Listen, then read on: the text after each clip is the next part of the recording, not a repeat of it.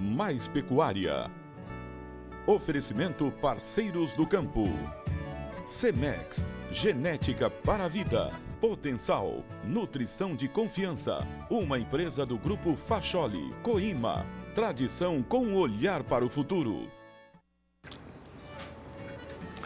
Muito boa tarde, seja bem-vindo ao Mais Pecuária do Canal do Boi. Você vai ver nesta edição. A semana segue com preços firmes para o boi gordo. Das variações apuradas, a maioria teve arroba valorizada. Em São Paulo, a cotação chegou a R$ 153,50 à vista. No mês, a alta no preço está em 1,3%.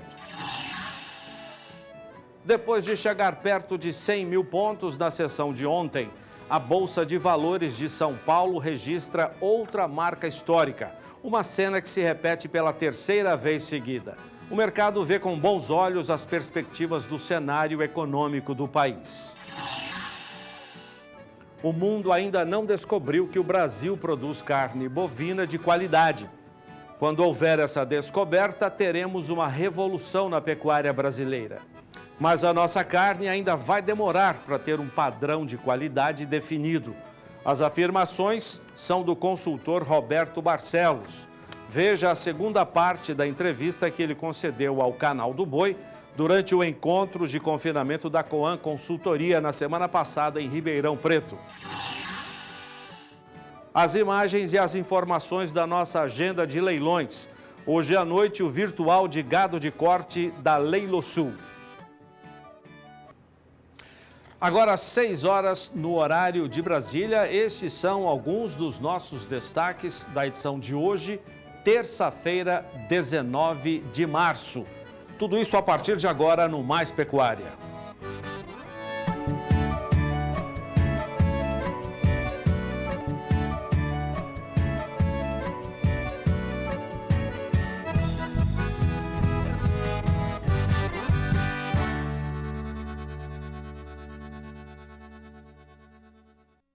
Seis horas mais 1 minuto no horário de Brasília. Hoje os presidentes do Brasil e dos Estados Unidos se encontraram para uma agenda extensa em Washington, nos Estados Unidos.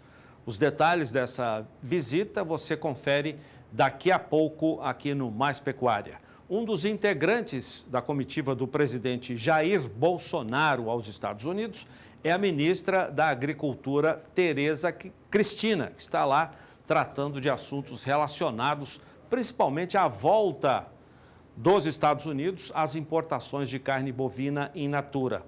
O volume a ser comprado pelos norte-americanos não é tão grande, mas se o Brasil recuperar esse comércio com os Estados Unidos, será uma grife, uma vitrine importante para que outros mercados possam também ser conquistados pelo Brasil.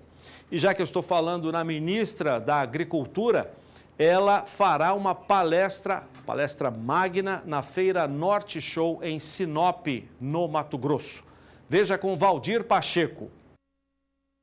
Os preparativos para a Feira Agropecuária Norte Show em Sinop estão a todo vapor. Entre os palestrantes confirmados para o evento está a ministra da Agricultura, Pecuária e Abastecimento MAPA, Tereza Cristina. Fará a palestra magna no dia 15 de abril, a partir das 17 horas e 30 minutos local, com o tema O Futuro do Agronegócio em Mato Grosso e no Brasil. A presença de Tereza Cristina, ministra e deputada federal licenciada, foi confirmada pelos organizadores da Norte Show na semana passada. A palestra da ministra trará um panorama do setor e as perspectivas em relação à política agrícola no país. A feira foi lançada no dia 26 de fevereiro no Tatersal da Associação dos Criadores do Norte de Mato Grosso, Acrinorte, e contou com a presença de mais de 350 pessoas. A Norte Show é organizada pela Associação dos Criadores do Norte de Mato Grosso, Acrinorte, e pelo Sindicato Rural de Sinop. No dia 16 de abril, terça-feira, será a vez do painel Impasa, com 2 palestras de renomados especialistas em fisiologia do crescimento animal e qualidade da carne. Falarão sobre o DDGS e o seu uso na alimentação animal. Já no dia 17 de abril, quarta-feira, a Norte Show receberá o presidente da John Deere no Brasil, Paulo Hermann. O executivo falará sobre a tecnologia no agronegócio. A Norte Show ocorre em Sinop entre os dias 15 e 17 de abril e deverá contemplar 42 municípios com informações, trocas de experiências e as últimas tendências no setor do agronegócio. 6h04. O programa de hoje tem muitas notícias positivas para o Brasil. Pela terceira sessão consecutiva, a Bolsa de Valores do Estado de São Paulo registra uma marca histórica. Isso reflete o bom momento, o momento de expectativas positivas para o cenário econômico do Brasil. Vamos a São Paulo, quem tem as informações é Sara Kirchhoff. Boa notícia, Sara. Pois é, Zaidan. Boa noite para você, boa noite a todos. Hoje a Bolsa de Valores começou o dia com uma queda, inclusive eu falei sobre isso no Agricultura BR, né? Na segunda edição, o Ibovespa registrava uma queda bem justificada, né? Como um movimento de realização de lucros ou um ajuste, né? Depois, uma correção, depois daquela super alta de ontem, aí ultrapassando a marca dos 100 mil pontos pela primeira vez. Só que depois, no decorrer da tarde, o índice Ibovespa bateu mais um recorde no intraday ou intradia, ou seja, durante a sessão. Na máxima do dia hoje, o índice Bovespa ultrapassou os 100.400 pontos pela primeira vez, Zaidan. E além disso, o giro financeiro estava bem acima do normal, de acordo com os operadores aí de mercado, já perto do horário do meio-dia. Só que agora mais perto do fechamento, o índice Bovespa ele teve um recuo e está terminando a terça-feira com uma queda de quase 0,5%, 0,41% aos 99.588 pontos. E claro que essa queda durante a manhã de hoje, né, como eu falei, ela era considerada bem natural, depois que se chegou a um patamar muito alto, é normal esse movimento de realização de lucros, é conhecido do mercado, e agora no fechamento da sessão, então, o índice Bovespa ele tem um recuo, mas depois de 2 recordes históricos aí seguidos. Hoje, na ponta positiva do índice, apareciam os papéis da Vale em recuperação, que registraram queda ontem, papéis também da Petrobras no destaque positivo, enquanto os papéis dos bancos estavam aí na ponta negativa, dos mais importantes, né, das blue chips mais importantes do índice, com queda hoje durante a sessão eletrônica desta terça-feira. Hoje o mercado acompanha, claro, os desdobramentos da visita lá de Jair Bolsonaro a Donald Trump, lá nos Estados Unidos, e também os desdobramentos em torno da reforma da Previdência. Não tem jeito, né? Havia uma expectativa de que ela fosse votada na Comissão de Constituição e Justiça, mais ou menos pelo dia 3 de abril, mas agora uma notícia já do fim da tarde fala que a oposição está fechada na questão contra a Previdência e quer atrasar a análise na CCJ. Isso pode trazer aí alguns prejuízos. Além disso, a questão dos militares, ela deverá resultar em uma economia de 13 bilhões de reais em 10 anos, conforme Hamilton Mourão, vice-presidente e presidente interino nesse momento. E esse valor ele ficou um pouco abaixo, aí, na verdade bem abaixo do que o mercado estava esperando. Esperava uma economia bem maior no que se referia à questão dos militares, Aidan. Mas, de qualquer forma, a Bolsa segue aí perto do patamar dos 100 mil pontos, aí no patamar importante nesse momento. O dólar fechou a quanto hoje, Sara? O dólar também teve um movimento curioso hoje, Zaidan. Ele começou com uma queda frente ao real, esteve com desvalorização durante uma boa parte do dia, aos R$ 3,77. Agora, mais perto do fechamento, ele ficou próximo da estabilidade, mas ainda assim com uma queda. Uma queda leve de 0,06% aos R$ 3,78, mais 90, quase R$ 3,79. É o menor valor desde o dia 1º de março e representa a 7ª queda seguida do dólar frente ao real em 8 sessões. E amanhã, quarta-feira e também na quinta-feira, deverão sair aí decisões a respeito dos juros no Copom aqui no Brasil e também por parte do Federal Reserve lá nos Estados Unidos. A expectativa do mercado é que haja manutenção dos juros tanto aqui quanto lá. É com vocês, Aidan. Obrigado, Sara. Até daqui a pouco. Destaque agora para a nossa agenda de leilões, o 20º Produção Guzerá Perfeita União Amigos e Parceiros. Oferta no dia 6 de abril, 100 reprodutores que carregam 52 anos de seleção para funcionalidade com temperamento, maciez de carne estudada e identificada cientificamente e uma eficiência alimentar. Isso tudo paga as contas na fazenda e traz receita para o pecuarista. Veja na reportagem de Daniel de Paula no quadro Grandes Criatórios. Como se chega a um produto final com essa excelência? Macia, suculenta, saborosa, que remunera melhor quem produz, porque produz mais e melhor em tempo e com custo menores. Uma das formas é investir em touros melhoradores, como os 100 que o Guzerá IT vende no 20º leilão de produção Guzerá Perfeita União, amigos e parceiros, que o canal do Boi mostra neste 6 de abril. Mas, já que a cadeia é complexa, vamos lá na origem desse produto nobre.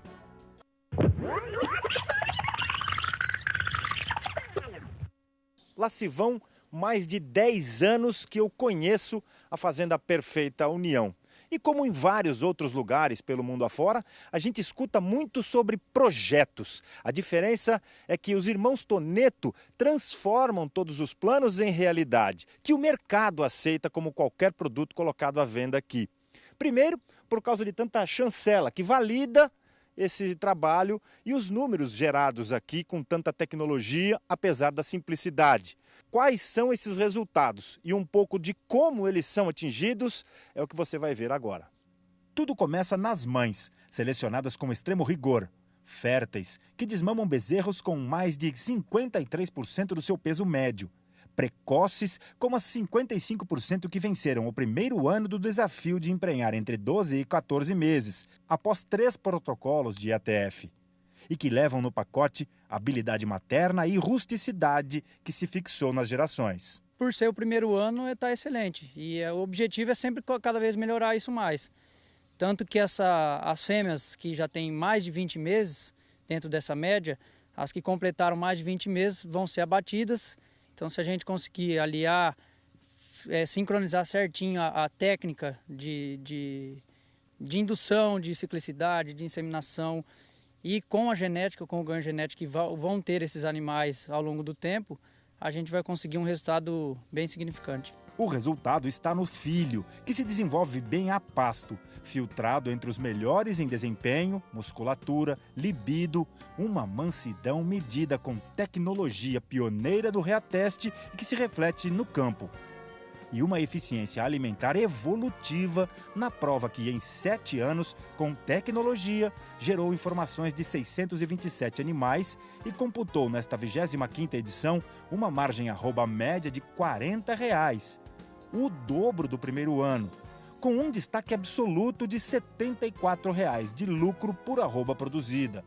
Mas tudo com muito equilíbrio, decorrente dos critérios de seleção e da escolha dos animais que vão a leilão.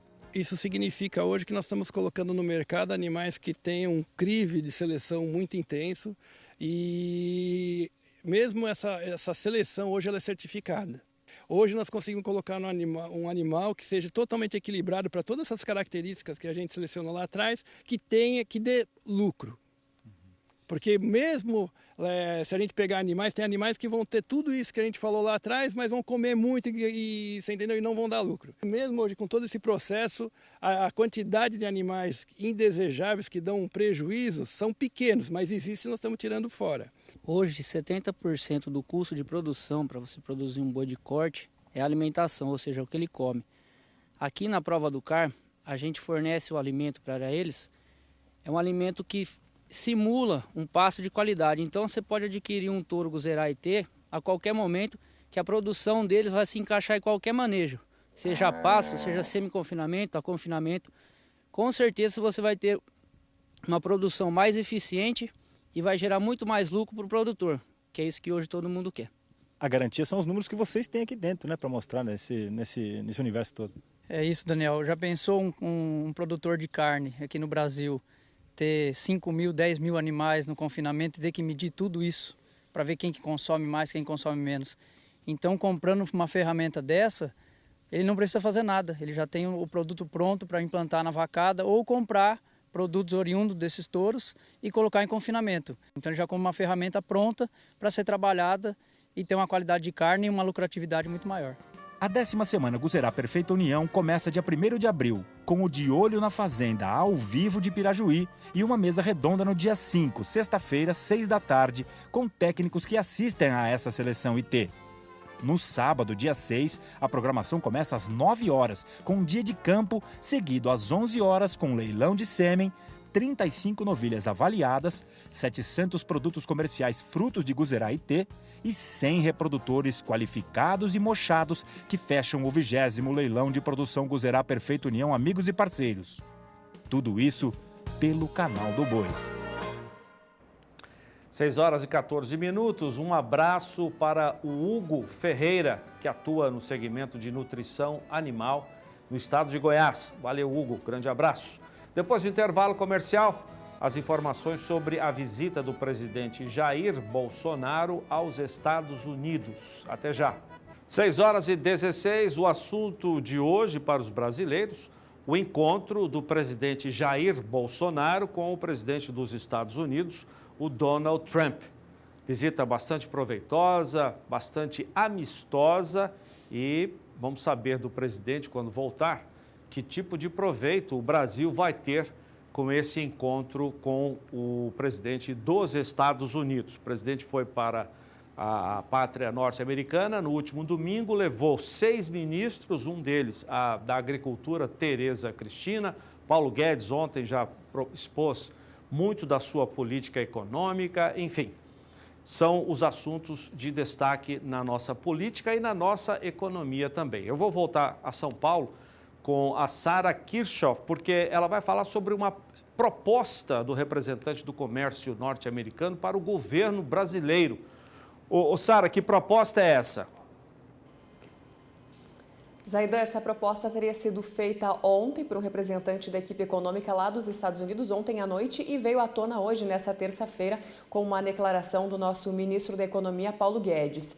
Esse pedido, essa proposta seria o quê? Que o Brasil saísse daquela lista de países beneficiados da OMC, Organização Mundial do Comércio, em troca do apoio norte-americano à entrada na Organização para a Cooperação e Desenvolvimento Econômico, a OCDE. Lembrando que os países que fazem parte dessa lista da OMC, Organização Mundial do Comércio, são países que se dizem em desenvolvimento e, fazendo parte dessa lista, eles têm vantagens especiais, como, por exemplo, mais tempo para cumprir acordo, além de outras flexibilidades. Mas os Estados Unidos sugerem, então, e propõem para o Brasil que o Brasil deixe de fazer parte dessa lista para fazer parte desta outra lista, que é da OCDE.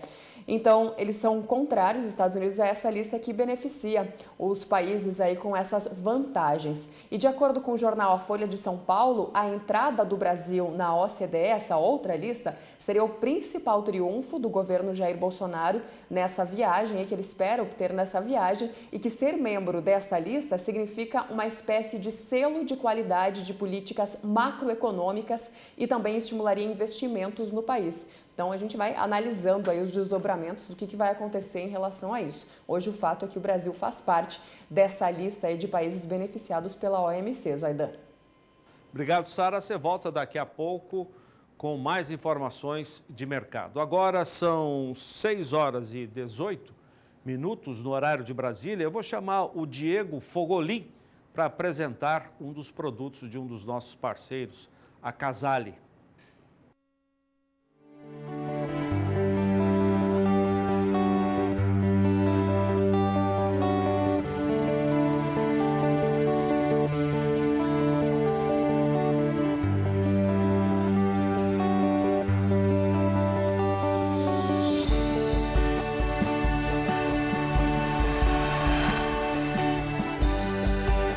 Chegou a solução que faltava para a distribuição eficiente e produtiva de ração, suplemento mineral e concentrado para a suplementação a pasto até 2 metros cúbicos.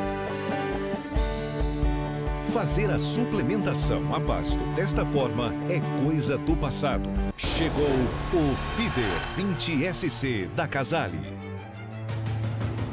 Construído a partir da combinação do aço, que proporciona um chassi leve e resistente, com o plástico roto-moldado, que garante a durabilidade da caçamba, evitando os desgastes pela abrasão. O Feeder 20SC dispõe de balança para controle do volume a ser distribuído.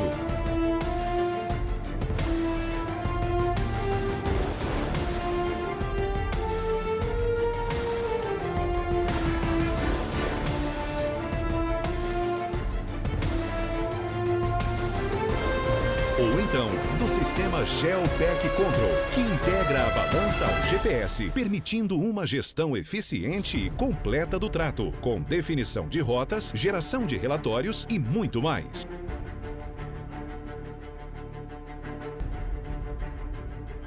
O grande diferencial do projeto do Feeder SC é o deslocamento lateral para a aproximação do coxo, feito por acionamento hidráulico sem a necessidade do uso do eixo cardan. Além disso, ele conta com pneus de trator para um rodado seguro, chupim com acionamento por motor hidráulico com rosca em aço inoxidável e proteção interna em polipropileno.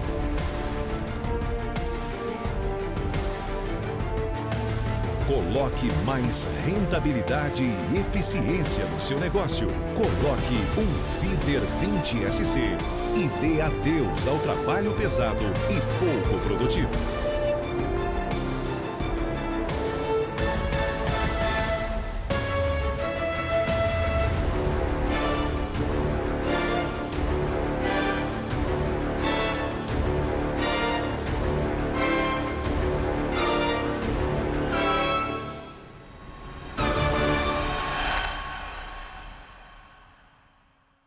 Horas e 22 minutos no horário de Brasília. Hoje, a Frente Parlamentar da Agropecuária, na tradicional reunião das terças-feiras, debateu um projeto de lei que está em tramitação no Congresso. É um projeto que tem o seguinte nome, 2053. Segundo os parlamentares, esse projeto, após a aprovação, pode ajudar a resolver muitos problemas no campo. Nós estamos falando do patrimônio de afetação. Veja com a repórter Catarina Martorelli. O projeto autoriza o proprietário rural a submeter a sua fazenda ou uma parcela dela como garantia de financiamento. Ou seja, ao invés de dar toda a propriedade como garantia, o agricultor pode oferecer só a parte correspondente à dívida em garantia. Esse projeto está em debate na Câmara Federal. O que o projeto traz em si? Ele traz exatamente a possibilidade de fazer o fatiamento da propriedade através de croquis, com registros para que essa mesma área, numa mesma matrícula, possa ser dado em garantia de primeiro grau em vários outros agentes financeiros. Isso traz um ganho extraordinário. O produtor que está me assistindo nesse momento sabe do que eu estou falando, da importância que isso tem para o limite do seu crédito, inclusive para o barateamento da taxa de juros, porque quanto mais garantia real você tiver e menos risco de não pagamento, automaticamente o agente financeiro baixa os custos disso. Nesta terça, os integrantes da Frente Parlamentar da Agropecuária, FPA, debateram esse assunto e prometeram melhorar a lei que está no Congresso. E o que nós queremos no patrimônio de afetação, na verdade, é estabelecer que o produtor tem o direito de colocar como patrimônio afetado apenas o valor equivalente ao empréstimo buscado. Afetar todo o patrimônio por um empréstimo e deixar todos os outros como segundo, terceiro ou quarto interessado, sempre interessa ao primeiro dono do crédito. Para ele isso é confortável. No entanto, tolhe a liberdade de ter o patrimônio como garantia para outros financiamentos que o produtor precisar. Daqui a pouco, depois do intervalo comercial, tem o quadro Tecnologia e Produção, parceria do Canal do Boi com a Embrapa Gado de Corte. Até já.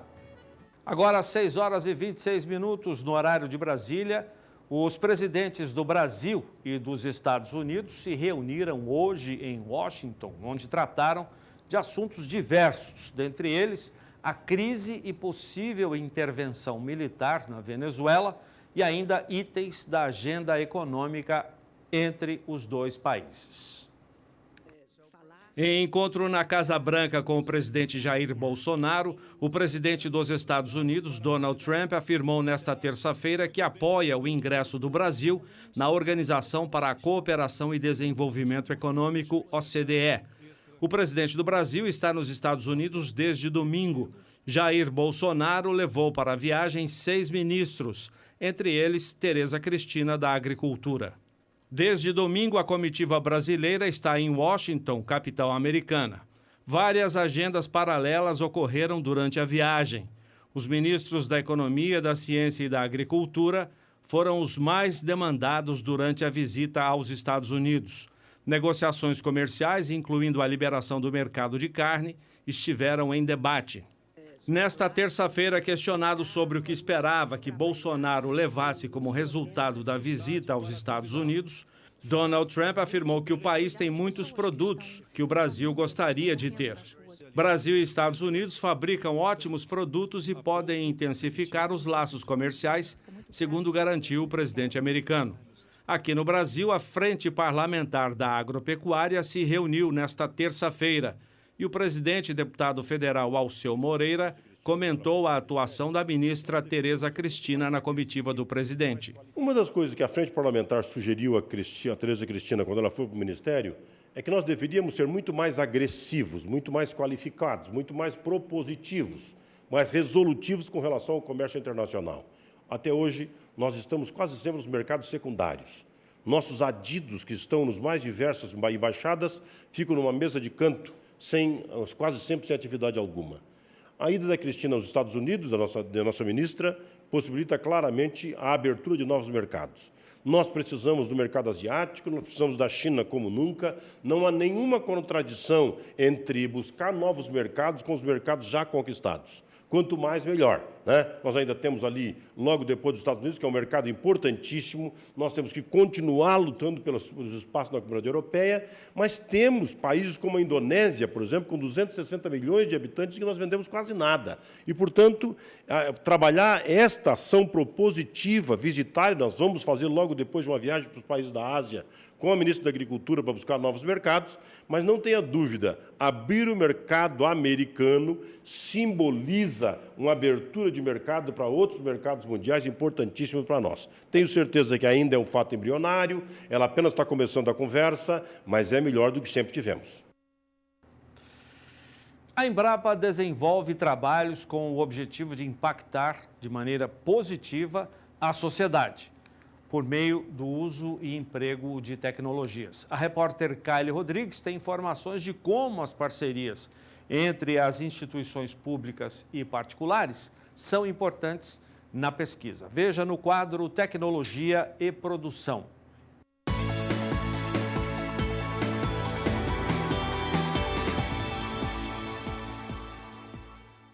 A Embrapa trabalha em parceria com diferentes instituições, públicas e privadas, nacionais e internacionais, visando viabilizar soluções de pesquisa, desenvolvimento e inovação para a competitividade da agropecuária brasileira. A tendência mundial é esse tipo de iniciativa, né, da inovação aberta, da inovação que junta a instituição pública junto com a instituição privada. A Conan é parceira da Embrapa. O zootecnista da empresa de nutrição animal explica que há alguns anos são testados na unidade produtos que o pecuarista utiliza na fazenda. O Aglomerax é um deles. Então a gente já tinha essa tecnologia, já havia testado dentro de laboratório, mas a gente queria saber como que ela se comportava no campo, né? Eu acho que não tinha um lugar melhor para testar isso do que aqui na Embrapa, porque a Embrapa ela retrata muito a realidade das fazendas, principalmente aqui no Mato Grosso do Sul. Os animais estão comendo braquiária, estão tomando sol, chuva, é um coxo igual o coxo de uma fazenda. Então a gente testou aqui porque a gente sabe que daqui a gente vai tirar um resultado muito parecido do resultado que a gente vai ter na fazenda. Os resultados foram positivos. Até mesmo a logística na propriedade é facilitada. Afinal, o produto não empedra no coxo. Ele pode molhar com chuva à vontade. A gente vê que poucas fazendas hoje trabalham com coxo coberto. E se você tem um coxo descoberto, ele vai tomar chuva e vai molhar. Se molhar, por exemplo, o sal branco que compõe o produto, ele é muito solúvel em água. Então depois que veio a chuva, molhou, ele vai embora e o animal perde o interesse pelo consumo desse produto. Então essas características físicas, elas trazem outros benefícios de manejo, benefício de evitar desperdício. Por exemplo, o vento, ele é granulado, como se fosse uma areia grossa, né? Então o desperdício pelo vento não acontece também, porque ele é mais pesado, ele é mais denso, né? Entre outras características. Atualmente, a unidade da Embrapa tem cerca de 1.000 animais utilizando os produtos da empresa nos experimentos.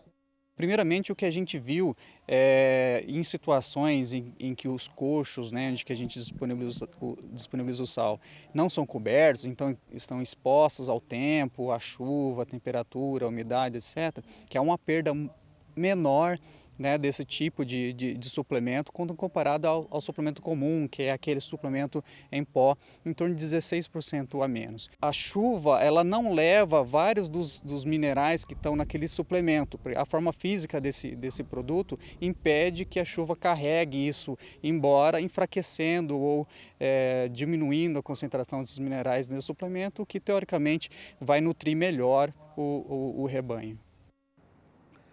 Agora, às 6 horas e 33 minutos no horário de Brasília, o quadro Tecnologia e Produção é resultado de uma parceria do Canal do Boi com a Embrapa Gado de Corte.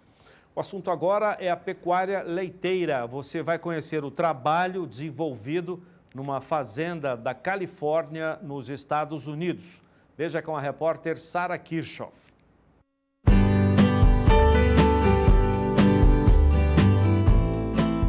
A Cemex te convida para rodar pelas estradas essa gigante fazenda em Madeira, na Califórnia.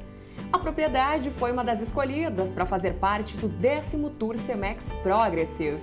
E não é para menos. Hoje, a Dipperswood Ranch conta com um plantel de nada mais, nada menos que 11.330 cabeças de produção, com a unidade na Califórnia e outra no estado do Colorado. Uma produção impressionante. Além de ser 100% Cemex, a fazenda utiliza simplesmente todos os programas da central de inseminação: Cemex Works, Up2Mate, HerdView, Immunity Plus e o Elevate, um simplificador de teste genômico. Que nós no Brasil temos todos esses programas para o nosso produtor do Brasil. Nós temos o Optimate, que é o acasalamento, nós temos o Cemex Works, que é a escolha dos touros com os índices que o produtor pode escolher. Nós temos o HerdView, que mostra a média genética do rebanho. Então você pode utilizar no Brasil a mesma tecnologia que eles estão utilizando aqui. E o que é mais interessante, para frente, é que eles usam a seleção genômica. O Cemex tem um programa chamado Elevate, que eles utilizam já quando nasce essa bezerra, eles já sabem quem são as bezerras que vão se destacar como vacas no futuro. O veterinário da fazenda, Steven Rochers, conta um pouco sobre esse trabalho em conjunto. Trabalhar com a Cemex tem sido um prazer. Eles têm uma ótima linha de touros e os seus serviços estão dando super certo. Então, estamos muito satisfeitos em trabalhar com eles. A fazenda, que pertence a 2 irmãos, tem um sistema de freestyle nos barracões com 2 linhas de cama. A preocupação é que os animais tenham espaço para se deitar. O produtor mineiro Eduardo Graciano encontrou semelhanças com o sistema de compost bar que ele utiliza no Brasil. E assim como a fazenda norte-americana, ele também optou pela genética da Cemex, presente há mais de 35 anos no mercado. A gente está há 4 anos fechado com a Cemex. Hoje na fazenda a gente só utiliza touro Cemex. E é uma parceria que eu enxergo com muitos bons olhos, porque eu tenho uma confiança muito grande no técnico que me atende e os resultados estão mostrando que a gente está no caminho correto. A pressão de seleção é assunto levado a sério por aqui. 30 dias após o nascimento das bezerras, já se tem em mãos todos os índices genéticos desses animais. E as bezerras com uma carga genética baixa são inseminadas com gado de corte. Muita tecnologia para alcançar o máximo de eficiência produtiva, através de um trabalho focado em produção de leite, gordura, proteína, prenhez das vacas e focado também em surpreender os visitantes.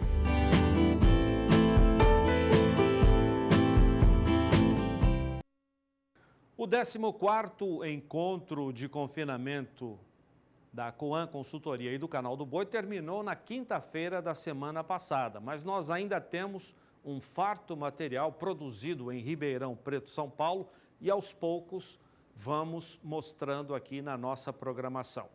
O repórter Daniel de Paula conversou com o Marciel Tavares, de uma empresa chamada Aquaboi. O assunto é uma pesquisa científica onde foi constatado que boi que consome água adequada, muito importante isso, boi que consome água adequada e aquecida engorda mais rápido. Vamos acompanhar. Nós tivemos uma demanda espontânea de pecuaristas que conhece, que sabe que às vezes o animal prefere uma água empoçada, né, e às vezes até suja, ele prefere essa água do que uma água limpa num ribeirão corrente. E ele tem como senso comum, né, é empírico esse conhecimento, que a água aquecida o boi engorda mais. Levando isso com o professor Dr. Leonardo da EPAMIG, ele achou que isso fazia muito sentido e nós resolvemos então fazer uma pesquisa sobre isso. Foram 3 anos, né, 2 experimentos com um artigo já publicado e teve a comprovação científica que sim, o pecuarista estava correto. E tivemos um aumento no ganho de peso do animal no ambiente de confinamento de 10% a 20%. Na verdade foi 10% para o macho e 20% para a fêmea. É mesmo? Foram 3 experimentos, ele teve em 2 essa comprovação científica, o artigo já publicado, e agora nós estamos trazendo isso para o mercado. Isso significa que a água que fica ali, a Deus dará, dependendo da situação do país, não vai precisar de aquecer essa água, mas em determinados lugares você pode e deve utilizar alguns recursos, como você mesmo sempre trabalhou com energia solar, por exemplo, para poder baratear o custo, porque isso aí pode ser mais um componente no custo de produção, né? A energia solar, ela é preferencialmente a energia usada como fonte de calor, mas não necessariamente a única. E isso vai ser definido projeto por projeto, dependendo da estrutura dessa fazenda, para a gente ver os insumos e o que pode ser aproveitado nessa fazenda para geração de energia. Sem dúvida, a energia solar é um forte componente, isso que vem ajudar para baratear o custo de toda a implantação desse projeto. Mas a ideia é que o projeto seja sempre customizado, né? De acordo com a estrutura da fazenda, que a gente faça isso de forma mais inteligente possível. Tem lugar, por exemplo, no Mato Grosso, talvez não precise disso, né? Então, a pesquisa foi feita no outono e inverno, e nós tivemos uma temperatura média ambiente de 23 graus em Uberaba, e a temperatura que foi tratado isso foi a 32 graus.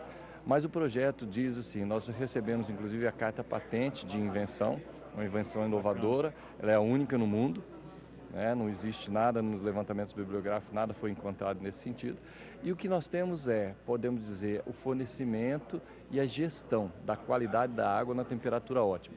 Então, através da termotecnologia, nós seremos capazes de fazer essa diferença, o ΔT, né? A diferença da temperatura ideal para o gado, considerando o ambiente e a temperatura da água. Então, isso ao longo do ano ele precisa ser trabalhado e aí são as tarefas do Departamento de Engenharia para conseguir atingir isso. E nesse estudo determina em que temperatura é ideal para fornecimento? Então, de novo, né? Se a gente for falar restritamente a pesquisa, nós teríamos aí uma água de 32 graus para uma temperatura de outono e inverno de Uberaba que teve em torno de 23 graus, que é onde está a maioria, acima, né? A maioria do confinamento brasileiro para o gado de corte, né? Mato Grosso, por exemplo, tem uma temperatura média de 24 graus. Então, muito parecida com a temperatura média de Uberaba. É uma hipótese, mas a gente entende que em regiões mais frias esses resultados ainda possam ser melhores, né? Porque a diferença da água pro que ele tem de clima, né, externo é bem maior, então isso pode realmente gerar uma... Que bacana! E você está com essa parceria de estudo junto com o pessoal da Intergado. Aliás, vocês estão aqui no Encontro Confinamento com a consultoria junto com o Canal do Boi, meio que juntos aqui no stand, né? Como é que é essa parceria? Perfeito. O nosso projeto vai trazer alguns benefícios no ganho de peso, automaticamente na precocidade e toda essa capacidade que ele tem do aumento da lucratividade.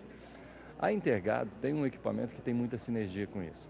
O equipamento da Intergado permite que o pecuarista tenha ali os critérios de medição e verificação, de forma muito apurada e com muita qualidade. Ele vai saber... É preciso.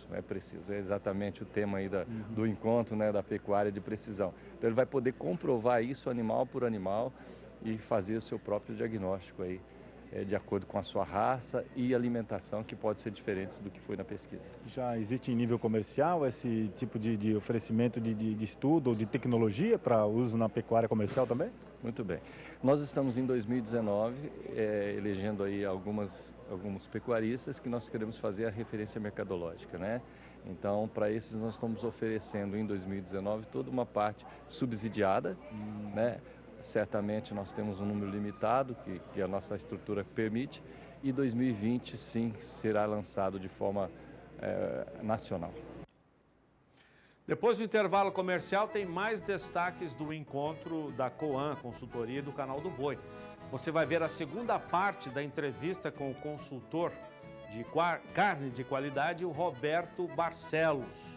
Nessa parte, ele afirma que o mundo ainda não descobriu a qualidade da carne produzida no Brasil. Até já! 6h44, destaque agora para a nossa agenda de leilões. De Sinop, no norte do Mato Grosso, o leiloeiro Arnaldo Campos traz as informações dos próximos eventos da Ricardo Nicolau Leilões. Olá, Arnaldo!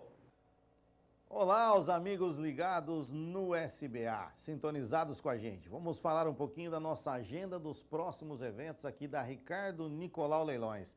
No próximo domingo agora, dia 24, teremos o leilão da marca OL. Leilão da marca OL traz uma oferta de 3.000 fêmeas crioulas. Fêmeas que estavam sendo reservadas para substituir lá o plantel do descarte das matrizes da marca OL. Vão ser colocadas à venda agora no próximo domingo. Pode trazer o lote L2. Traz o lote L2 para mim, para que os amigos de casa já vão tendo uma ideia do que a gente está falando aqui. São fêmeas nesse padrão aí, que serão ofertadas no próximo domingo, dia 24, às 14 horas, horário de Brasília, com transmissão do Canal do Boi. Um show de leilão. Poucas vezes a gente vê uma oferta de 3.000 fêmeas nessa qualidade. Queria lembrar os amigos que esse lote de Nelore, né, nós temos lá também alguma oferta de Guzonel, viu? As filmagens estão acontecendo lá, o Jefferson está por lá, o Leidmar está por lá, e a gente tem lá uma oferta também de Guzonel. Então o amigo que está pensando em fazer fêmeas Guzonel aí um pouco mais leiteira, ou engordar, fazer um gado um pouco mais pesado, teremos lá também oferta de fêmeas Guzonel. 3.000 fêmeas da marca OL no próximo domingo, dia 24, nessa bitola aí. Fique ligado com a gente no Canal do Boi a partir das 14 horas, horário de Brasília. Logo na sequência, no dia 27, a gente tem então o tradicional Boi em Pauta, aí à noite, às 20 horas e 30 minutos, com a transmissão do Canal do Boi, entrevista seguida de leilão de animais filmados aqui em toda a região médio-norte do estado de Mato Grosso. Terminando o Boi em Pauta, logo na sequência a gente vai para Nova Canaã do Norte, né, meu amigo Douglas?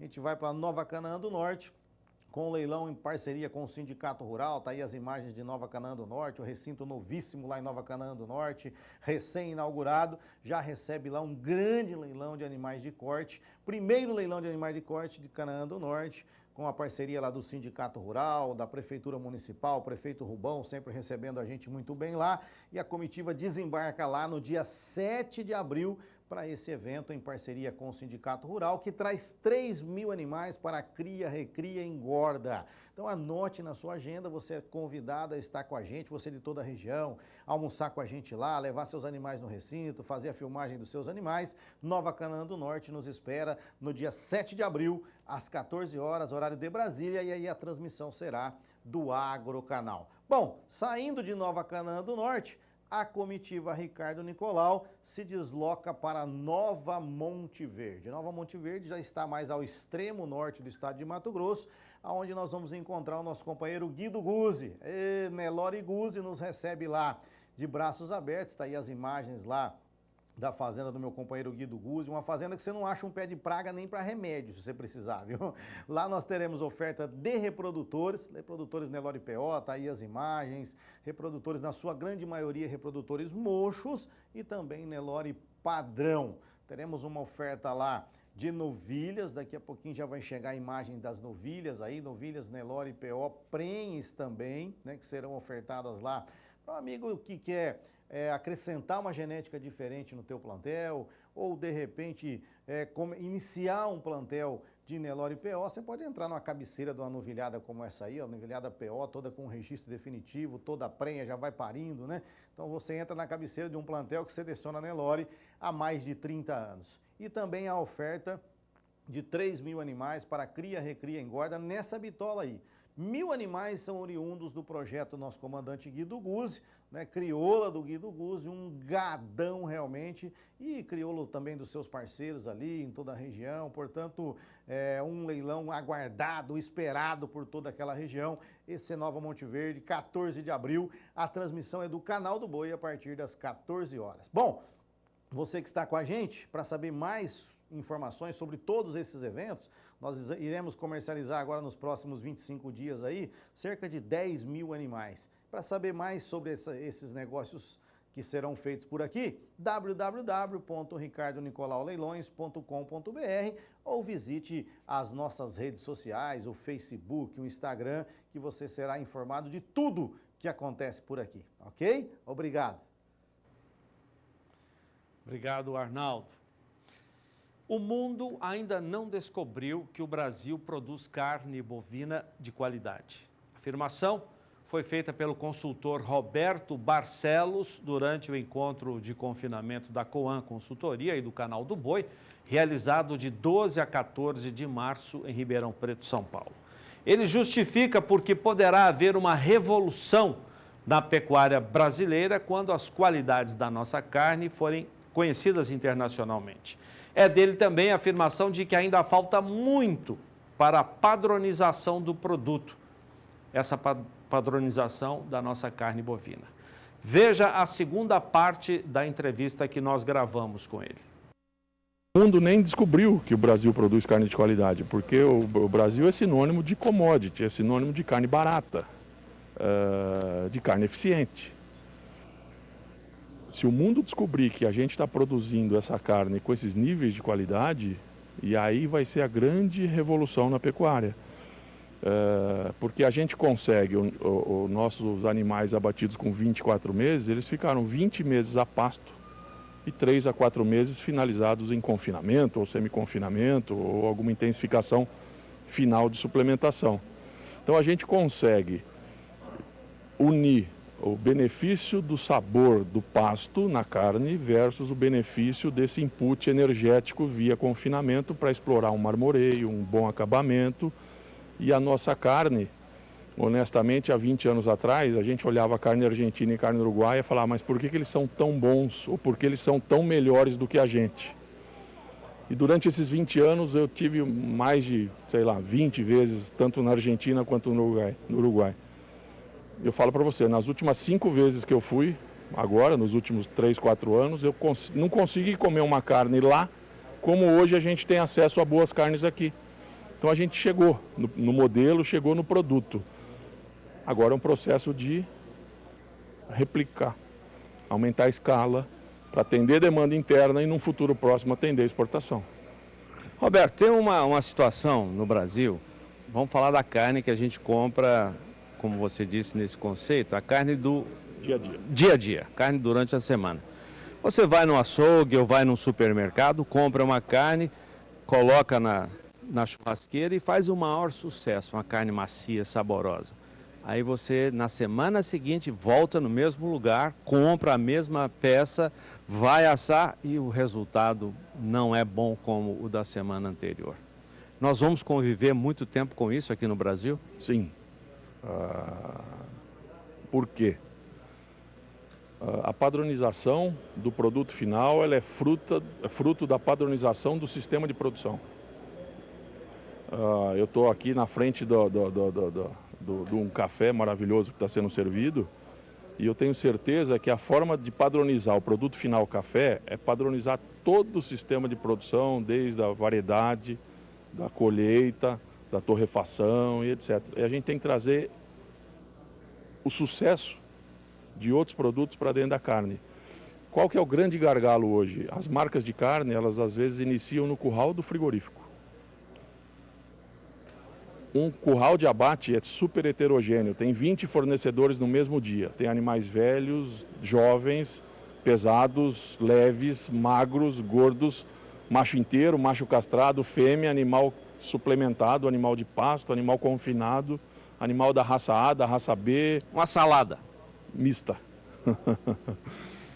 E aí, o que o frigorífico faz? Ele faz a separação das carcaças parecidas, peso, acabamento, basicamente isso.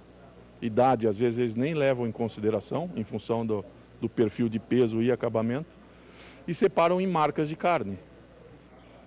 E aí que traz essa grande variabilidade, porque eu não sei o que aconteceu na vida desse animal nos últimos 24 meses, ou nos últimos 12 meses e assim por diante. Então, às vezes, a carne está mais macia, mais saborosa, menos saborosa, porque é fruto do início de trabalho no curral do frigorífico para frente. Se eu quiser uma padronização, e no começo da entrevista eu falei a palavra consistente, palavra que para mim é muito forte, eu acho que a marca de carne que quer se estabelecer no mercado, ela tem que ter qualidade consistente. Aí ela tem que amarrar na escolha da linhagem, da genética que ele tem que trabalhar, selecionando as vacas por perfil ou de musculosidade ou por precocidade. Isso a gente hoje já faz com ultrassonografia. Aí os animais nascem com o mesmo grau de sangue, a mesma alimentação, o mesmo manejo, as mesmas pesos. Quer dizer, a gente leva o processo junto até o abate. Com isso, eu tenho uma chance de ter uma padronização muito maior nas características que eu desejo, que o consumidor identifica: maciez, sabor e suculência. Pois é, vamos destacar o que disse o Roberto Barcelos, que a nossa carne bovina terá uma padronização aqui no mercado quando houver uma padronização no sistema de produção. Ou seja, ainda tem muito chão para ser atingido, para a gente andar, mas tem que andar. E o pecuarista brasileiro está andando e uma hora ele vai chegar a essa padronização do sistema de produção. Não vai ser fácil, mas ele vai conseguir atingir com a ajuda de técnicos, de consultores, especialistas, como o próprio Roberto Barcelos. Quer saber como é que fechou o preço do milho nesta terça-feira? Depois do intervalo comercial. Até já! As normas regulamentadoras visam a segurança e saúde do trabalhador no desenvolvimento de atividades trabalhistas. Por isso é importante estar atento às atualizações de cada uma delas. Ao todo, são 37 normas auxiliando empregado e empregador. A nossa equipe de reportagem foi até São Gabriel do Oeste, em Mato Grosso do Sul, acompanhar de perto a execução de uma dessas normas no abate de bovinos. Veja com Vinícius Souza. A norma regulamentadora, ou NR, que fiscaliza o trabalho em frigoríficos, é a de número 36, conhecida como Saúde e Segurança no Trabalho em Empresas de Abate. Ela pede o trabalho dentro da empresa referente desde a análise ergonômica, o trabalho ergonômico dos funcionários e também os pré-requisitos que a INR pede, desde atualizações da INR 10, que é parte elétrica, a INR 35, onde que fala sobre plataformas que trabalham em alturas, que é acima de 2 metros, tem que ter avaliação, tem que ter ponto de ancoragem, uso de equipamento de proteção individual. Mas o trabalho não é apenas na parte interna do frigorífico. Para que a carne chegue ao consumidor final com qualidade, existe um conjunto de ações. Antes de ir para o abate, os animais ficam aclimatados dentro desse curral no período entre 8 e 12 horas. Durante o momento em que eles estão aqui, são todos observados pela Inspeção Federal. Durante a aclimatação dos animais, eles vão ficar sob a vigilância da Inspeção Federal e qualquer animal que esteja com algum debilitado ou que esteja com alguma suspeita de doença será analisado pelo veterinário. E no aspecto de bem-estar animal é muito importante o acesso à água ao animal por 2 pontos, né? Uma pela hidratação da carcaça e outra para que o animal esteja cada vez mais confortável dentro do ambiente do curral. Os cuidados para quem faz o manejo dos animais antes do abate devem ser minuciosos. Dados apontam que o setor frigorífico lidera em muitos estados o ranking de acidentes do trabalho. Em 2017, foram registrados em Mato Grosso do Sul 513 casos de acidente de trabalho registrados em empresas do setor frigorífico. A empresa que ocupava o primeiro lugar integrava o ranking com 364 acidentes. A segunda colocada com 116 casos e a terceira tinha registro de 69 casos. Os dados foram levantados pelo CAT, Comunicação de Acidente de Trabalho. A comunicação de acidente de trabalho no direito brasileiro é um documento emitido para reconhecer um acidente de trabalho ou uma doença ocupacional. Deve ser emitida pela empresa no prazo de 1 dia útil ou, se ocorreu óbito, imediatamente. A carta parcial refere a acidentes de pequenos cortes. Se tiver agravante, ela vem com uma definitiva, que vai sendo anexada. E, enfim, no final, ela pega o requerimento aonde que vai para encostar no INSS para fins de benefícios. Os equipamentos de segurança são indispensáveis. Regulamentados pela NR6, os EPIs, como são chamados, são todos os dispositivos ou produtos de uso individual utilizados pelo trabalhador, destinado à proteção de riscos suscetíveis de ameaçar a segurança e a saúde no trabalho. Eles trabalham no procedimento com os cintos de segurança, com os cabos de ancoragem, para que realmente façam um procedimento com segurança. No entanto, quando a gente trabalha nessa IN 36, que aí começou em 2014, aonde se fala do procedimento que tem que ter segurança do trabalhador em relação à parte de saúde e qualidade da vida do funcionário.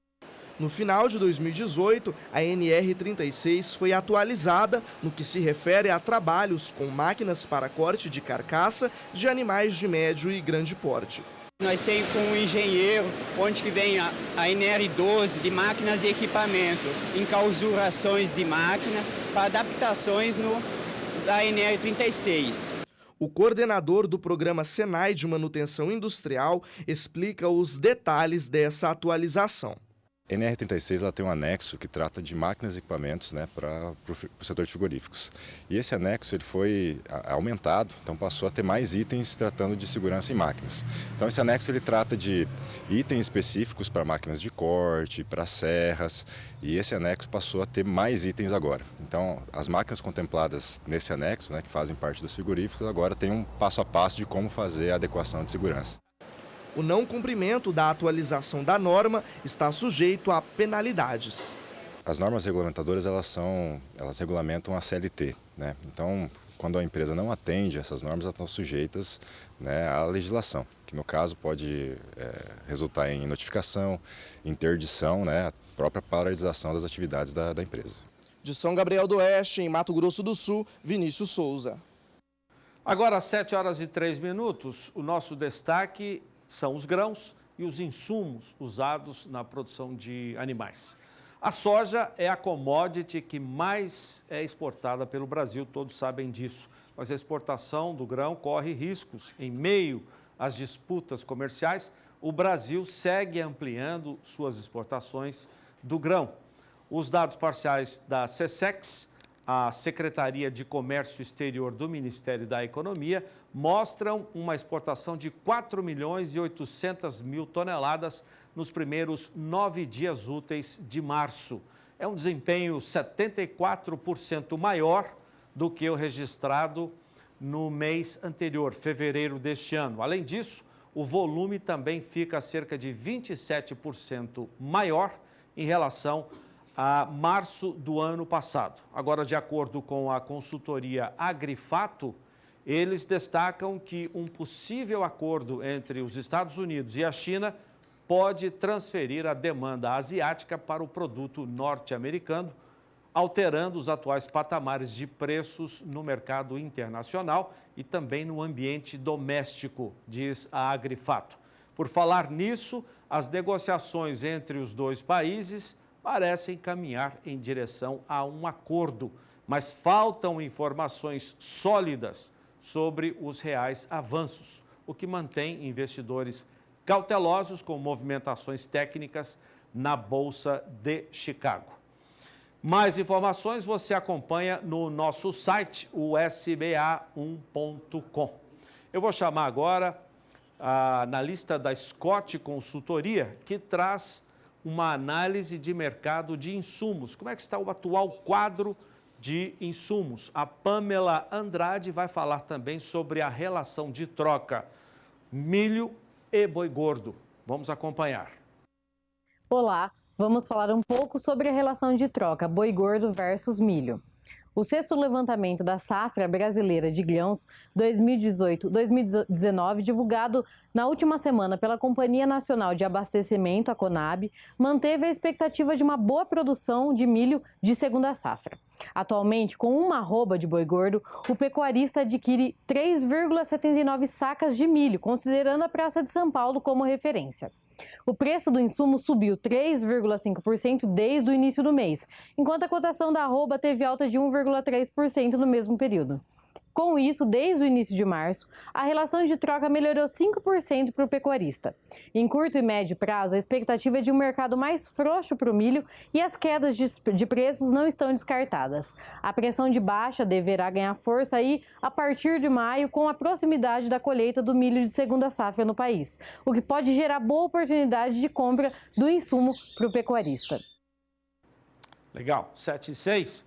Ontem, João Pedro, nosso comentarista, falou sobre o desempenho dos produtos do agronegócio no comércio internacional. No caso do milho, os embarques registraram menor ritmo agora no início de março, segundo dados da SECEX, a Secretaria de Comércio Exterior do Ministério da Economia. E os dados do milho mostram um desaquecimento no mercado do cereal e que tem como consequência preços mais baixos depois de uma temporada enorme de preços em elevação.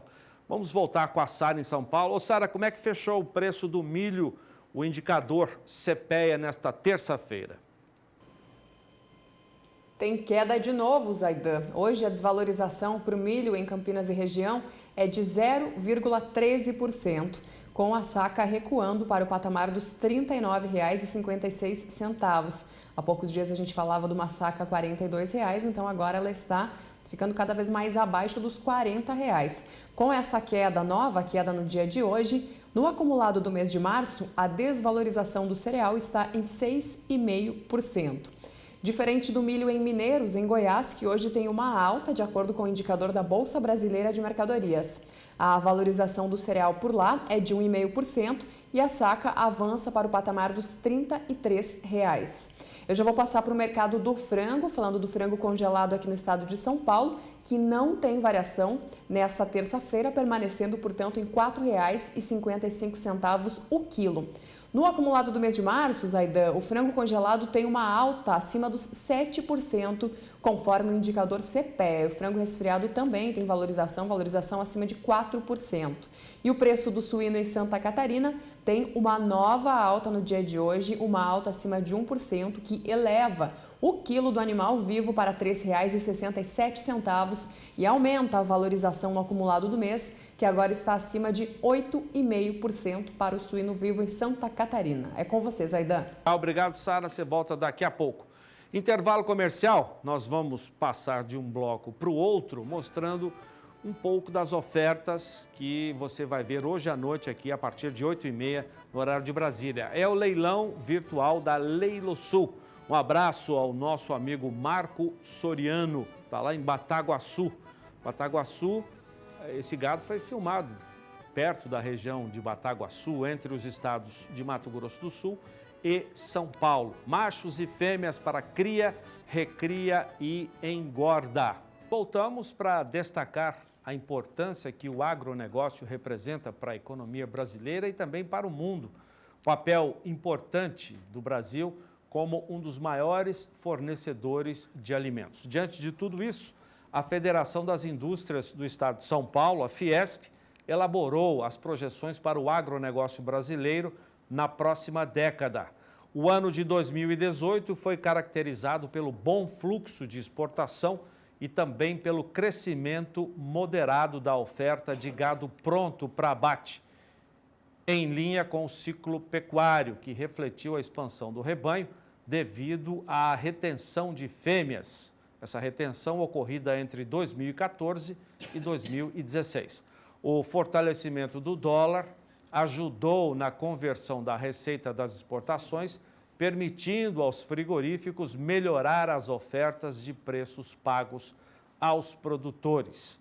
A China, segundo esse estudo da Fiesp, foi o maior destaque, mas outros destinos importantes como o Egito e o Chile, por exemplo, apresentaram um bom crescimento. Por outro lado, o mercado doméstico seguiu fraco, assim como nos últimos anos, dado que o ritmo da retomada econômica foi prejudicado no primeiro semestre, afetando as expectativas de melhora do consumo per capita de carne bovina.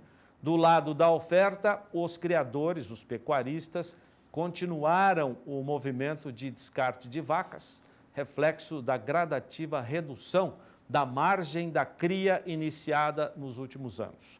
De modo que o crescimento dos abates foi maior nas fêmeas, vimos agora nos dados do IBGE, na comparação com os abates dos machos.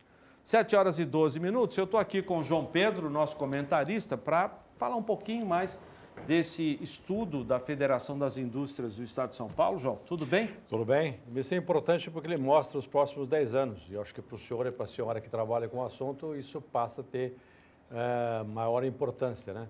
E o que se fala? Nós fizemos, acho que, algumas telas, vamos pedir para colocar as telas, que a gente vai trabalhar em cima delas. Ou seja, a produção de carne bovina no Brasil passaria para 11,4 milhões de toneladas, 11.400 mil toneladas nesses próximos 10 anos. Quer dizer, hoje está em torno de 10 milhões de toneladas. Mais ou menos uns 22%, um pouco menos, 9 milhões e 700, iria passar para 11 milhões e 400. 22%, o que é um aumento extremamente significativo, né, Cidade? Aliás, o Brasil é um dos poucos países do mundo que tem potencial para aumentar a produção de carne bovina, porque os demais países estão sofrendo ou por questões climáticas ou por alguma outra coisa, que eles estão recuados, não tem muito fôlego para aumentar as exportações. Um outro detalhe importante que ele considera que a demanda doméstica, ela passaria de 7,6 milhões hoje para 8,8 milhões de toneladas. Daqui 10 anos, próximos 10 anos, haverá um aumento. Vamos tentar entender o que disse o estudo da Federação das Indústrias. Hoje, a demanda do Brasil, diante dessas doméstica, quase 10 milhões de toneladas de carcaça, é 7,6, 8 milhões de toneladas. No Brasil. Nós comemos aqui no Brasil. Então, o maior cliente da carne bovina do Brasil é o brasileiro. E esses demais 18%, 20% seguem para o mercado internacional. Qual que é a projeção da federação, João? A projeção na exportação, nós passaríamos de um total de 1 milhão e 600, 1 milhão e 700 que está correndo agora para 2 milhões e 300 mil toneladas. Esse daria um avanço extremamente significativo de 54%. A previsão deles é que o Brasil vai ocupar dessa demanda extra que vai ter no mercado internacional, o Brasil vai ocupar pelo menos quase 40%. Ou seja, os demais países ficam limitados. A limitação, no caso da pecuária bovina, é a questão do bezerro. Terminação não há problema nenhum, pode comprar animal vivo, aí levar para a Turquia, para o Líbano, etc., onde quiser, desde que tenha alimento lá, você termina. Agora, a cria precisa de espaço e esse é o espaço que o Brasil tem. Nós temos, nesse trabalho da Fiesp, fala em 184 milhões de hectares de pastagem. Um número que eu acho um pouquinho exagerado, acho que já não temos esse número, mas é o número que eles tiveram, deve ser com imagens de satélites, etc. Você trabalha com 160 milhões nessa faixa, hectares. Porque ano após ano vem perdendo espaço, né? Uma que está um pouco freada a expansão da expansão da pecuária, especialmente no norte do Brasil, onde que aconteceu nos últimos anos a grande expansão. Em segundo lugar, você tem muitas áreas degradadas, que você chega a um ponto que não dá para, não consegue, não tem forragem mais. E terceiro, você tem hoje o grão, especialmente a soja, a cana-de-açúcar e o plantio de eucalipto, ocupando espaço de pastagens no Brasil. Então, esse número, eles trabalham com a hipótese de chegarmos a 174 milhões. Eu acho que esse número vai ser menor nos próximos anos em função da transformação do uso da terra, ou seja, em vez da pecuária para culturas diferentes. E também da questão da recuperação de áreas de preservação permanente. Ô, João, a nossa produção preparou lá uma ilustração, uma tela. Vamos ver o que essa tela está trazendo. Olha, se a produção... Nós já falamos sobre esse assunto, a tela está entrando um pouco depois, mas vamos lá. 9 milhões, produção brasileira... Pode voltar, por gentileza. 9 milhões e 500 mil toneladas, a previsão é de 10 milhões e 800 mil. A próxima, por favor. Já falamos do consumo doméstico, agora os números na sua tela, 7 milhões e 800 mil toneladas. E vamos ter para exportação até, nos próximos 10 anos, 1 milhão e 600 mil toneladas. A demanda cresceria 15% no mercado interno e 54% para exportação. Ou seja, aí vem a grande importância do senhor e da senhora se prepararem para isso. Porque alguns países estão colocando restrições na carne brasileira. Ou eles querem um animal menos de 30 meses, como é o caso do maior comprador do Brasil hoje, que é o mercado chinês, que no acordo sanitário depende que é menos de 30 meses. E outra coisa também é que hoje o Brasil vai ter que sair um pouquinho só da carne industrial, partir para exportar carne um pouco mais sofisticada, carne de cortes traseiros, etc., porque para poder melhorar a média do preço da carne exportada. A nossa carne exportada é $3.500, $3.700, $3.800. Isso aí... raramente passa de $4.000 a tonelada. É sempre abaixo de $4.000. $4.000 hoje daria R$15, R$14,50. Ou seja, nós estamos falando de uma carne de dianteiro, porque você não tem um corte de traseiro hoje com um preço igual ou menor a esse. Então não tem. Então nós temos que abrir esse mercado. E outra coisa também é que você tem que diversificar. Nós temos que abrir novos mercados, inclusive mercados que estão fechados para o Brasil por questão de barreira sanitária. É o caso do Japão, por exemplo, que é um grande importador de carne bovina e que nós não temos acesso a ele. Alguma coisa está sendo trabalhada por Santa Catarina, que é um estado que não tem a fitose e não vacina, no sentido de tentar entrar, mas é coisa muito pequena. E outro país também que é um grande importador e que nós estamos fora é a Coreia do Sul. A nossa ministra hoje está nos Estados Unidos, né, brigando para nós retornarmos a exportação de carne in natura. Nós exportamos muita carne processada para o mercado americano, o corned beef, né? Mas agora temos que voltar a exportar carne in natura, que nós pecamos um pouco, erramos nesse aspecto. O volume é muito pequeno, né? Mas é o status, O Brasil tem que dividir, acho que 60.000 toneladas com outros exportadores, mas é uma grife, né? É uma grife. Conseguindo exportar para o mercado americano, você tem um aval de que no mercado internacional você é muito reputado esse aval, ou seja, países que não têm uma estrutura tão sofisticada em questão sanitária, sabendo que o Brasil exporta para os Estados Unidos e que o USDA, o órgão americano lá, é rigoroso, já automaticamente abre para a carne brasileira. Um outro detalhe importante é você ver a migração da pecuária. No sul do Brasil, nos anos 50, era forte, era o Rio Grande do Sul, que era o grande criador, né? Hoje você vê o Centro-Oeste ocupando 38% já da previsão de produção de carne nos próximos 10 anos, e o Norte, que devido ao volume de terra que tem, as áreas já antropizadas, se forem bem trabalhadas, eles podem chegar a 27%. Então, somando Centro-Oeste e Norte, nós estamos falando alguma coisa por volta de quase 70% da produção de carne brasileira. João, obrigado. Bom trabalho, Zadam.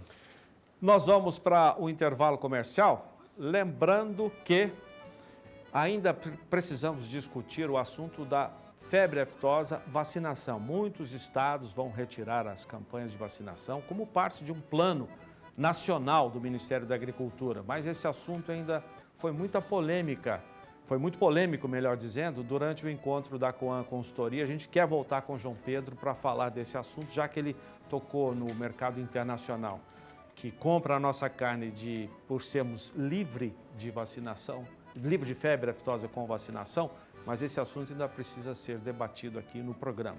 Vamos destacar o relatório semanal de bovinocultura do IMEA, que é o Instituto Mato Grossense de Economia Agropecuária. Sempre às segundas-feiras, finalzinho da tarde, esse relatório é divulgado.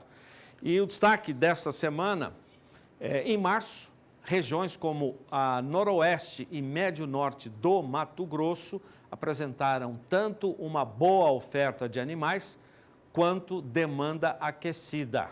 Oferta boa, demanda boa, segundo o relatório do IMEA.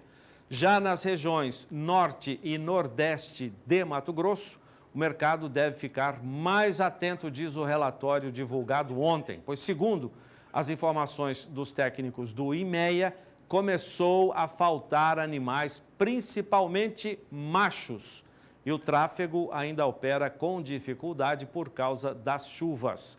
Nesta semana, novamente a média de preços, na semana passada, novamente a média de preços do boi gordo e da vaca gorda, essa média seguiu em alta, fechando em R$ 138,94, quase R$ 139 a arroba, e R$ 130,18 a arroba das fêmeas. As escalas de abate, mais uma vez, caíram em cerca de 1,3 dia, ficando com uma média de 5,4 dias de escala, demonstrando uma situação desconfortável para os frigoríficos no mercado de reposição. O preço do bezerro segue em queda no Mato Grosso. Essa queda é justificada pelo maior número de animais disponíveis para compra ao longo da semana passada. Vamos até São Paulo, mais uma vez, com a Sara, para a gente falar não do Mato Grosso, o relatório a gente já apresentou, mas do Brasil. Ô Sara, como é que fecharam os preços da nossa pecuária hoje, os indicadores CPEA? Zaidan, eu vou trazer os preços da pecuária, mas antes apenas uma correção. Eu falei antes da queda do preço do milho hoje, né, conforme o indicador CPEA para Campinas, e de fato o milho tem mais uma queda hoje, mas ela não é, como eu falei, de 0,13%, e sim de quase 2%, 1,97%. Com essa desvalorização, a saca de milho em Campinas hoje está no patamar dos R$ 38,78 e acumula uma queda de quase 8,5% no mês de março. Então, a desvalorização tanto diária quanto, consequentemente, mensal, ela é maior do que aquela que eu falei antes.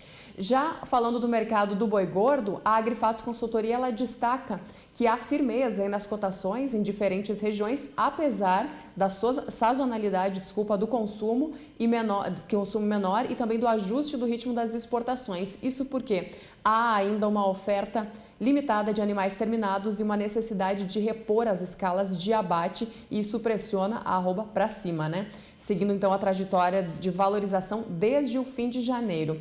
No acumulado do mês, a alta para a arroba do boi gordo, apesar da queda de hoje, está em 1,5%, conforme o indicador CPEA aqui para o estado de São Paulo. Hoje há uma queda de 1,23% para o preço da arroba, que ontem atingiu um patamar dos R$ 154,30 e hoje está em R$ 152,40, conforme o indicador CPEA aqui no mercado do boi gordo, a arroba do boi gordo para o estado de São Paulo.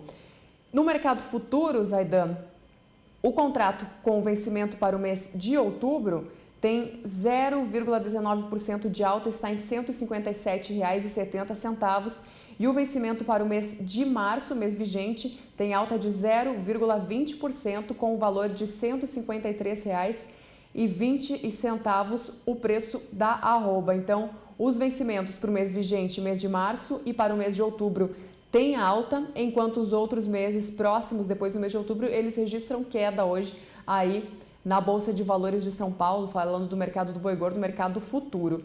Termino com a cotação do bezerro em Mato Grosso do Sul, voltando a falar do mercado físico, indicador CPEA. Hoje há uma queda acima de 0,5% para o bezerro e, com isso, o preço do bezerro recua para R$ 1.244,92 por cabeça. E com isso, no acumulado do mês de março, há uma desvalorização de 2,29% para o bezerro aí no indicador CPEA para o estado de Mato Grosso do Sul. Devolvendo o sinal para Campo Grande, Zaidan, é com você. Obrigado, Sara. Você viu, a Sara deu o indicador CPEA de hoje, que tem como referência São Paulo, R$ 152,00 arroba. Mas eu estou com os números da Scott Consultoria, Barretos e Araçatuba tiveram alta hoje, R$ 153,50 nas duas praças. A análise da Scott Consultoria desta terça-feira mostra firmeza nos preços e até altas, muito mais elevações, valorizações no preço da arroba do boi gordo na apuração em todo o país. Vamos ver os detalhes com a Pamela Andrade. Olá! No fechamento de terça-feira, 19 de março, na maior parte das praças com alterações de preços da arroba do boi gordo, as variações foram para cima, mostrando aí a firmeza do mercado. Com a dificuldade em alugar as programações de abate, a ponta compradora ofertou preços acima das referências nas regiões onde a disponibilidade de boiadas não tem sido suficiente para acompanhar a demanda. Existem praças onde as pastagens estão com bom suporte e isso abre espaço para que os pecuaristas segurem a boiada no pasto em busca de melhores preços. Em São Paulo, a média das escalas de abate gira em torno de 4 dias e a dificuldade das indústrias em comprar matéria-prima pressionou para cima os preços. Desde o início do mês, a arroba paulista valorizou 1,3%. Legal, vamos ver em São Paulo, então, a apuração de hoje da Scott Consultoria, preço à vista livre de fundo rural. Esse é o preço mínimo na Praça Paulista. Em São Paulo e Araçatuba, R$ 153,50, alta de 50 centavos em cada praça. E no norte de Minas Gerais, alta de R$1 na arroba, que ficou em R$ 144. Nas outras praças, sem alteração. Vamos ver também a região nordeste do país. Alta de R$1 no oeste da Bahia e alta de 50 centavos no Maranhão. Obrigado pela sua audiência. O Mais Pecuária termina aqui. Você fica agora com Na Batida do Martelo. Éder Campos traz a nossa agenda oficial dos leilões. Até amanhã.